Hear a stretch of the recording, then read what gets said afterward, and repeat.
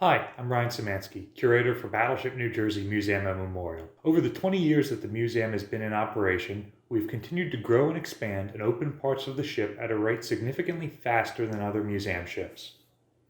When we first got the ship in 2000, the first thing we set up was a core of volunteers, many of whom are still with us 20 years later, and they form the bulk of our workforce, putting in many of our restoration projects that are allowing us to grow. A project we need to do in the future is look at supplementing and replacing these volunteers as the ones that have been here that long are aging out. Early on, tours were primarily exterior of the superstructure, and over time we were able to remove all of the bunks from the main deck berthing spaces and turn it into exhibit spaces, and then eventually open up the bulk of second deck. With second deck open and health and safety features added to the third deck berthing spaces beneath cruise mess, we were able to start an award-winning encampment program. The encampment program allows scouts and other groups to sleep on board, eat food from the chow line, and take behind-the-scenes tours of the ship. In those early days, they also restored much of the third deck. Veterans started returning to the ship, and the museum created a very active oral history program. We've managed to capture the memories of some 500 veterans of the ship. These oral histories have been submitted to the Library of Congress, the New Jersey State Library, and are kept on record here on the Battleship for research and for use in other things. We created a scholarship program to become closer to the local schools so that each year 10 Camden area school children receive $1,000 towards their college tuition. We opened up the Combat Engagement Center and lit off all the radar screens and other devices in there to really bring the space alive. And the work done in there is the envy of the museum ship world. One of our earliest guided tours was the Turret 2 experience, where we actually cut through the armored barbette of Turret 2 in order to take guests through most of the levels of the gun turret and show them how the guns are loaded and fired. This has proved to be extremely popular with our guests over the years. Another project we started was recovering examples of all the various types of weapons that the ship carried. These include the 25mm chain guns that the ship was outfitted with at the end of her career, the 20mm Oerlikons that the ship would have carried during World War II, the 40mm Bofors, which would have been on board in World War II and the Korean War, of which we were able to recover one actually removed from the vessel in 1967.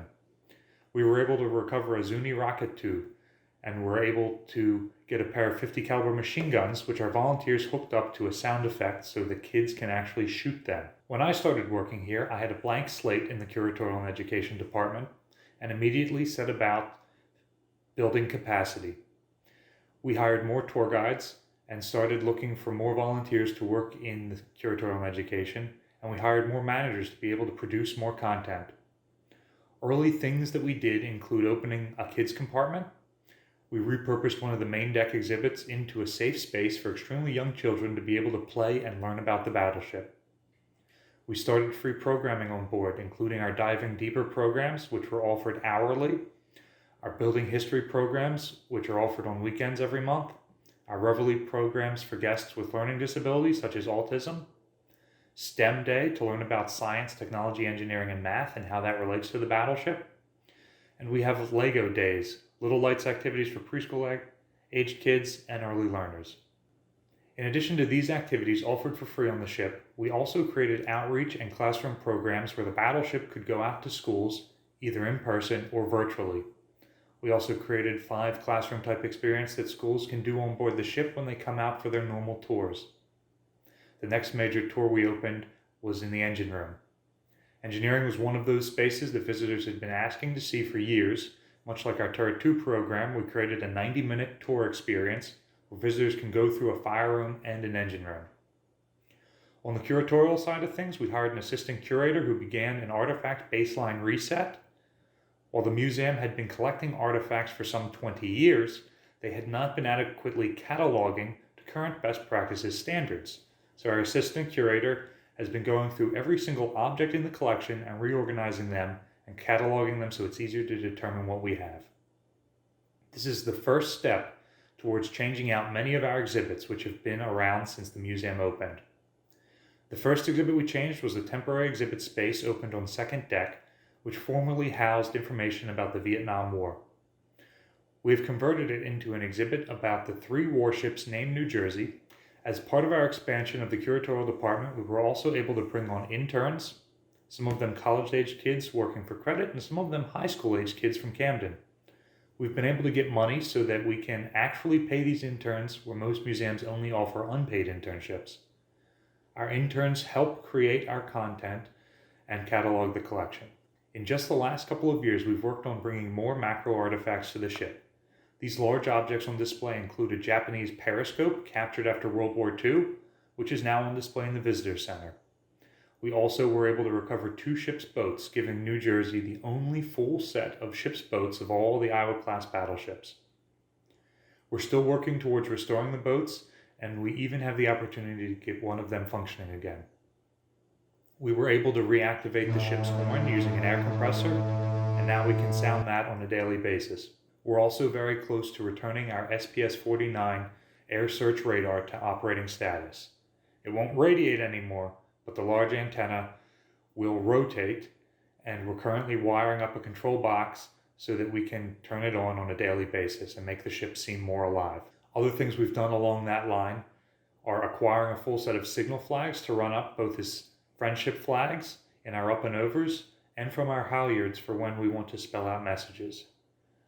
We also have been able to reactivate our 2 40mm saluting guns, our 40mm anti-aircraft gun, and our 3 port side 5'38" guns.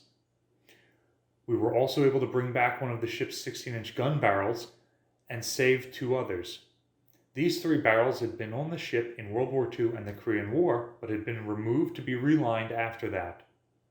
At that point, they sat in the mud down at the St. Julian's Creek Annex near Norfolk, Virginia. We were able to make partnerships with the Philadelphia Navy Yard and with the Mahan Foundation Collection in order to save these gun barrels, bring them back to New Jersey, restore them, and put them all on display in different places around the area. 1 barrel is here at the Battleship, another one is at the Philadelphia Navy Yard, and the last one is at the Mahan Foundation Collection.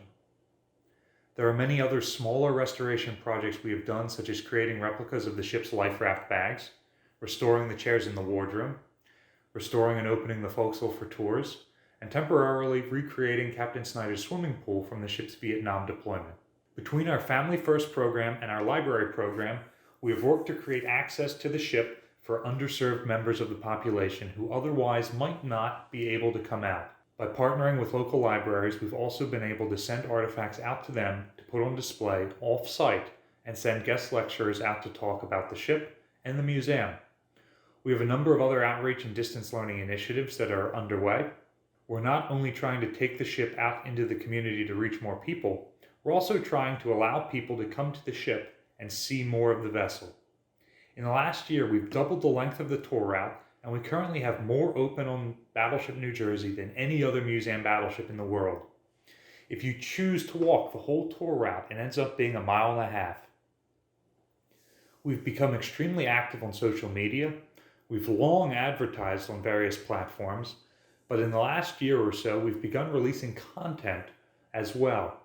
This includes historical images, digitized records such as the ship's deck logs, information about important sailors from the ship such as Admirals Halsey or Jocko Clark, education programs that you can do at home, and information about large battles such as Leyte Gulf. The most successful of all our social media initiatives has been the Battleship's YouTube channel. We set this up about 2 years ago to provide short educational videos about the ship. But when the global pandemic struck, we were poised to continue to meet the museum's mission of educating the public, and we immediately began releasing daily videos on YouTube, which have continued throughout the entire pandemic. We're close to releasing our 300th video, and we now have well over 8,000 subscribers. People interested in the battleship have spent more time watching our YouTube videos than visitors have actually spent on the ship in 2020. Our YouTube channel has been so successful that we were able to monetize it, and we've been able to fundraise $30,000 to fund continuing the channel for the next 6 months. We've done so much work to get our own house in order that we're now able to send staff members out to help other museum ships in need. In the last year, members from C&E have helped dry dock the destroyer escort Slater in Albany, New York, and the Coast Guard cutter Taney in Baltimore, Maryland. We've also taken an active and leading role in the Historic Naval Ships Association, a a group which represents most of the museum warships around the world. To run through the numbers extremely roughly, 2019 saw a 10% increase over any of the 5 years prior to it, and we currently see approximately 10,000 guests coming through to do different events that we host, such as beer fest, weddings, reenlistment ceremonies, and other things like that. We see another 10,000 school children coming on board for guided tours, as well as about 10,000 kids each year participating in our overnight program. Some 50,000 guests come through for self-guided tours, and our numbers in 2019 stood around 80,000 total visitors to the ship. In 2020, we were poised to be open more days and see more visitors than the museum had in over a decade. However, the pandemic has severely restricted our ability to see visitors, and we will likely only see 20% of the visitation we had in 2019. Economists are predicting no better results for 2021, and we're hoping to reach 80% of our 2019 numbers and hopefully come back to those numbers in 2022. We are, however, continuing to build our brand, expand the collection, and preserve the ship, and we're looking towards 2026, the 250th anniversary of the founding of this country, to be a major year for the Battleship. At that time, we're expecting record visitation in Philadelphia, and many of our projects currently underway are predicted to be completed by that date. By far, the biggest project that the museum has attempted so far is the redecking of over 50,000 square feet of main O1 and O2 level teak deck. This project is predicted to cost about $5 million and take 5 years to complete. Redecking the ship is important both for visitor safety and for insulation. The teak keeps the sun off of the steel and keeps it from heating the deck below, and it retains the interior temperature. Unlike modern ships, New Jersey does not have any overhead insulation. This is just a sampling of the many projects that the museum has undertaken in the last 20 years. Stay tuned for more in the future.